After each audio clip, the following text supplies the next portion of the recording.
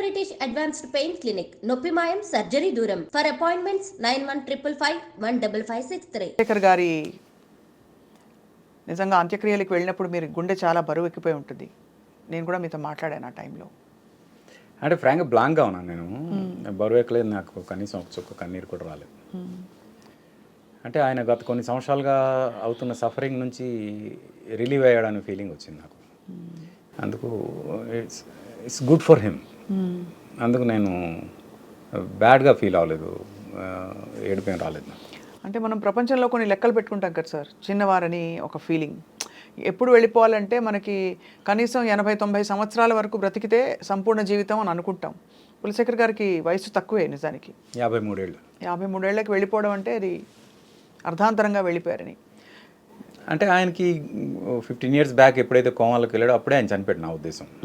ఆ తర్వాత ఆయన ఇంకా ఒక జర్నీ జరిగింది అంతే, చాలా పెద్ద జర్నీ అది. ఆ జర్నీలో ఏవో జరిగాయి, అసలు సంబంధం లేకుండా ఆయనకి సంబంధం లేనివి, ఆయనకి ఇవన్నీ అసలు మనం మాట్లాడుకోవడం అన్నీ ఉన్నాయి దానిలో, ఆ జర్నీలో.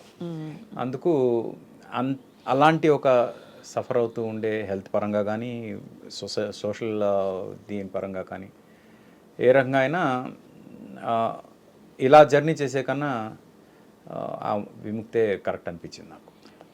ఎంతకాలంగా వారు మీతో టచ్లో లేరు సార్? అంటే మీరు వారు మాట్లాడుకుని అంటే ఇది వచ్చిన తర్వాత,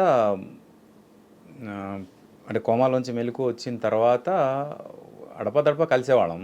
ఎలా ఉండేవారు అప్పుడు? బాగానే మాట్లాడితే అంతా బాగానే ఉంటుంది, అదేం ప్రాబ్లం లేదు. కానీ ఆల్మోస్ట్ ఒక మిరకల్ కదా సార్ కోమాలోంచి బయటికి రావడం అనేది. బయటికి వచ్చిన తర్వాత కూడా ఆయన ఎవరిని గుర్తుపట్టలేదు అసలు, ఫ్యామిలీ మెంబర్స్ని కూడా గుర్తుపట్టలేని స్టేజ్. ఆ టైంలో నేను తేజ గారు వాళ్ళ ఇంటికి వెళ్తే అప్పుడు మా ఇద్దరిని గుర్తుపెట్టాడు. అక్కడ నుంచి హీ స్టార్టెడ్ రికగ్నైజింగ్ పీపుల్. ఏదో ఉంది రుణానుబంధం అనిపించింది. అదే అదే అదే అనిపిస్తుంది. ముఖ్యంగా మీరు సూత్రధారిగా, అంటే నాకు తెలిసిన కొద్దిపాటి మీ జీవితం గురించి పట్నాయక్ గారు, బహుశా మీకుండే కొంత ఆధ్యాత్మికత అనుకోవచ్చు, ఏదో ఒకటి నిమిత్త మాత్రంగా చాలామంది జీవితాల్లో మీరు ఒక కీలక పాత్రగా ఉన్నారు, ఒక కీలక వ్యక్తిగా ఉన్నారు, ముఖ్యంగా కష్టంలో ఉండే వాళ్ళకి. అలా అని మరి మీరు ఎప్పుడు ఉద్వేగంగా నేను చూడలేదు, బోరుమని బళ్ళుమని నవ్వి చూడలేదు, బోరుమని ఏడ్చి చూడలేదు. సో ఏంటి సార్ కులశేఖర్ గారితో మీ అనుబంధం? అంటే కెరియర్ స్టార్ట్ అయింది అంటే నీకోసం సినిమా తర్వాత చిత్రం సినిమా ఏదైతే ఉందో ఆ సినిమా కోసం మేమిద్దరం కలిసి తేజ గారు ద్వారా ప్రయాణం స్టార్ట్ చేశాం. కాబట్టి తేజ గారు కులశేఖర్ గారికి ఇండస్ట్రీకి పరిచయం చేస్తే కులశేఖర్ గారికి పరిచయం చేసింది నేను తేజ గారికి. అలా స్టార్ట్ అయింది. కాబట్టి ఆయన కెరియర్ సీడ్ వేసింది అయితే మేమిద్దరం అని చెప్పాలి, నేను తేజ గారు. అక్కడ నుంచి ఆయన వెనక్కి తిరిగి చూడనంత హైట్కి వెళ్ళారు. నా పాటల్లో ఇంచుమించు 80% సాంగ్స్ ఆయనే రాశారు. అవును అవును. అది ఎలా ఉండేది సార్ మీ ఇంటరాక్షన్ వారితో, కులశేఖర్ గారితో? బాగుంటుంది చాలా. అంటే అది అంటే it's not just lyric writer music director friendship. సరదాగా ఆయనకి జెన్ కార్ ఒకటి ఉండేది 4040, ఆ కార్లో ఎక్కి తిరిగేవాళ్ళం బాగా. సడన్గా మూడు వస్తే గుట్టుకెళ్దామా అంటే సరే వెళ్ళిపోదామని యాదగిరి గుట్ట వెళ్ళిపోయేవాళ్ళం. అలా ఆయనకి డ్రైవింగ్ బాగా ఇష్టం అన్నమాట. అలా చాలా there was a good journey ఇద్దరిది. అంటే కార్లోనే కాదు, ఈవెన్ రియల్ లైఫ్లో కూడా కొన్ని సందర్భాల్లో పాటలు వర్క్ జరుగుతున్నప్పుడు డిస్కషన్స్ అంటే ఆయన కొంచెం మేధావి కదా బాగా. కొన్నిసార్లు కవుల్ని మనం ఎంత కంట్రోల్ చేసినా వాళ్ళ ఇది వస్తుంది, ఇంటెలిజెన్స్ బయటకు వస్తుంది. తేజ గారు ఏంటంటే లేదు నాకు రిక్షావుడికి కూడా అర్థమయ్యేంత కామన్ లిరిక్సే కావాలి, నాకు అసలు ఆ హై లెవెల్ లిరిక్స్ వద్దు అని ఆయన పట్టుబట్టేవాళ్ళు అనమాట. లేకపోతే ఆయన హై లెవెల్ రాస్తారా మామూలుగా? అప్పుడప్పుడు వచ్చేస్తుంది కదా కవిగా.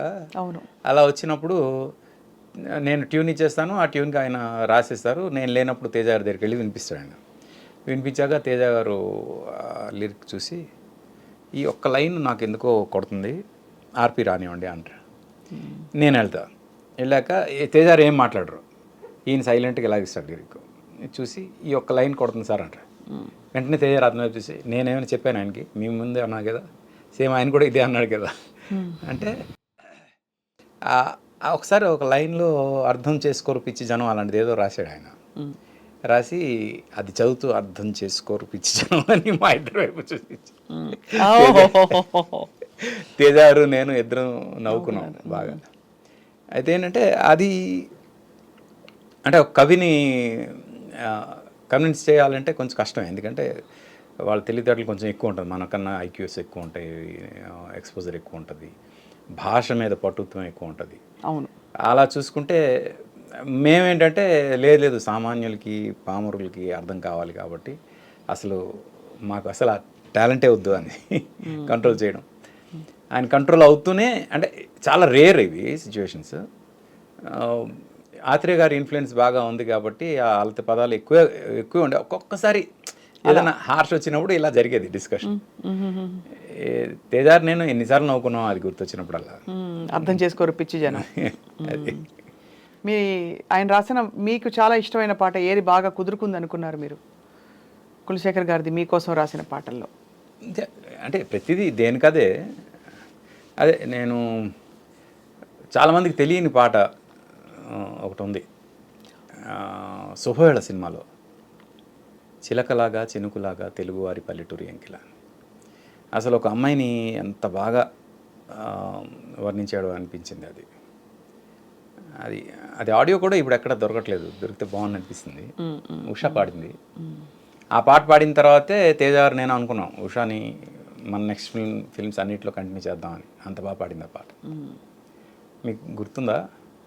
చిలకలాగా చినుకులాగా తెలుగువారి పల్లెటూరి ఎంకిలా, కొలనులోని కలువలాగా వాలిపోని మొక్కజొన్న కంకిలా, తామరాకు మీద నీటి బొట్టులా వరిగింజ దొంగిలించు పాల పిట్టలా, కొప్పులోన ముడుచుకున్న పువ్వులా ఉయ్యాలలుగు చంటి పాప నవ్వులా, సాగిపోనీ హాయి రాగం వయసు జోరు మంచి హోరు మీద ఉన్న వేళలోన చిలకలాగా. వయసు హోరు మంచి జోరు మీద ఉన్న వేళలోన. అసలు ఇది అంతా అమ్మాయిని ఈ రకంగా వర్ణించడం అనేది నాకు బాగా అనిపించింది. అది సాహిత్యం మాత్రం ఎక్స్ట్రాడినరీ సాహిత్యం. అది ఆ సినిమా హిట్ అయ్యంటే ఆ పాట ఎక్కడో ఉన్నాం, ప్రతి అమ్మాయి పాడుకునే పాట ఇది. ట్యూన్ కూడా చాలా మంచి క్యాచీ. అంతే, అలా చేద్దాం అలా అవుతుంది. మీరు ఎలా ఉండేది ఆర్పి గారు? ఆయన లిరిక్ రాసిన తర్వాత ట్యూన్లు కుదిరేవా, ట్యూన్లకి ఆయన రాసేవారా? రెండూ ఉండేవి. డిపెండ్స్ ఆన్ ది సిచ్యువేషన్ అనమాట. సిచ్యువేషన్ బట్టి ఇది ముందు లిరిక్ రాద్దాం, తర్వాత ఇది రాద్దాం అని. పోతే ఒక ఇన్సిడెంట్ చెప్తాను. తేజ గారు ఒక సిచ్యువేషన్ చెప్పారు. ఆ సిచ్యువేషన్కి మీరు ట్యూన్ చేయండి, మీరు ట్యూన్ చేసాక ఆయన లిరిక్ రాస్తారు, మీరు లిరిక్ రాయండి, మీరు లిరిక్ రాసాక ఆయన ట్యూన్ చేస్తారండి.